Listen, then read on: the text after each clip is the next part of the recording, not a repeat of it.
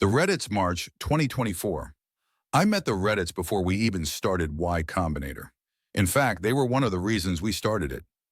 YC grew out of a talk I gave to the Harvard Computer Society, the undergrad computer club, about how to start a startup. Everyone else in the audience was probably local, but Steve and Alexis came up on the train from the University of Virginia, where they were seniors. Since they'd come so far, I agreed to meet them for coffee. They told me about the startup idea we later fund them to drop. A way to order fast food on your cell phone. This was before smartphones. They'd have had to make deals with cell carriers and fast food chains just to get it launched. So it was not going to happen. It still doesn't exist 19 years later. But I was impressed with their brains and their energy. In fact, I was so impressed with them and some of the other people I met at that talk that I decided to start something to fund them. A few days later, I told Steve and Alexis that we were starting Y Combinator and encouraged them to apply. That first batch, we didn't have any way to identify applicants, so we made up nicknames for them. The Reddits were the Cell Food Muffins. Muffin is a term of endearment Jessica uses for things like small dogs and 2-year-olds. So that gives you some idea what kind of impression Steve and Alexis made in those days. They had the look of slightly ruffled surprise that baby birds have.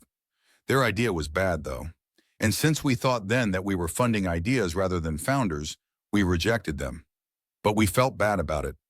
Jessica was sad that we'd rejected the muffins, and it seemed wrong to me to turn down the people we'd been inspired to start YC to fund. I don't think the startup sense of the word pivot had been invented yet, but we wanted to fund Steve and Alexis.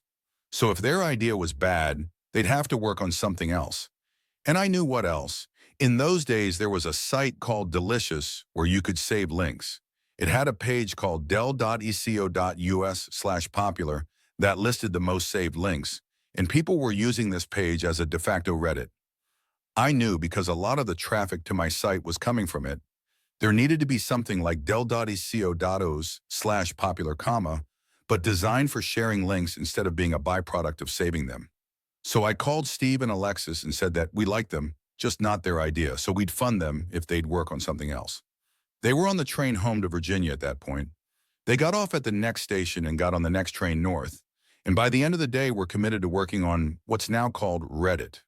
They would have liked to call it Snoo, as in, what's Snoo? But Snoo.com was too expensive, so they settled for calling the mascot Snoo and picked a name for the site that wasn't registered. Early on, Reddit was just a provisional name, or so they told me at least, but it's probably too late to change it now. As with all the really great startups, there's an uncannily close match between the company and the founders, Steve in particular. Reddit has a certain personality, curious, skeptical, ready to be amused. And that personality is Steve's. Steve will roll his eyes at this, but he's an intellectual. He's interested in ideas for their own sake. That was how he came to be in that audience in Cambridge in the first place. He knew me because he was interested in a programming language I've written about called Lisp. And Lisp is one of those languages few people learn, except out of intellectual curiosity. Steve's kind of vacuum cleaner curiosity is exactly what you want when you're starting a site that's a list of links to literally anything interesting. Steve was not a big fan of authority, so he also liked the idea of a site without editors. In those days, the top forum for programmers was a site called Slashdot. It was a lot like Reddit, except the stories on the front page were chosen by human moderators. And though that they did a good job, that one small difference turned out to be a big difference. Being driven by user submissions meant Reddit was fresher than Slashdot. News there was newer, and users will always go where the newest news is. I pushed the Reddits to launch fast. A version 1 didn't need to be more than a couple hundred lines of code. How could that take more than a week or two to build? And they did launch comparatively fast, about 3 weeks into the first YC batch. The first users were Steve, Alexis, me, and some of their YC batchmates and college friends. It turns out you don't need that many users to collect a decent list of interesting links, especially if you have multiple accounts per user. Reddit got 2 more people from their YC batch, Chris Slow and Aaron Swartz, and they too were unusually smart.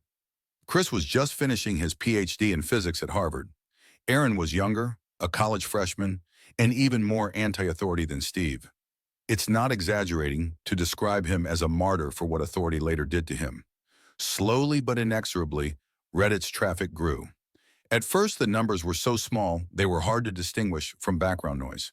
But within a few weeks, it was clear that there was a core of real users returning regularly to the site. And although all kinds of things have happened to Reddit, the company, in the years since, Reddit, the site, never looked back. Reddit, the site, and now app, is such a fundamentally useful thing that it's almost unkillable. Which is why, despite a long stretch after Steve left when the management strategy ranged from benign neglect to spectacular blunders, traffic just kept growing. You can't do that with most companies. Most companies, you take your eye off the ball for 6 months and you're in deep trouble. But Reddit was special, and when Steve came back in 2015, I knew the world was in for a surprise. People thought they had Reddit's number, one of the players in Silicon Valley, but not one of the big ones. But those who knew what had been going on behind the scenes knew there was more to the story than this. If Reddit could grow to the size it had with management that was harmless at best, what could it do if Steve came back? We now know the answer to that question, or at least a lower bound on the answer. Steve is not out of ideas yet.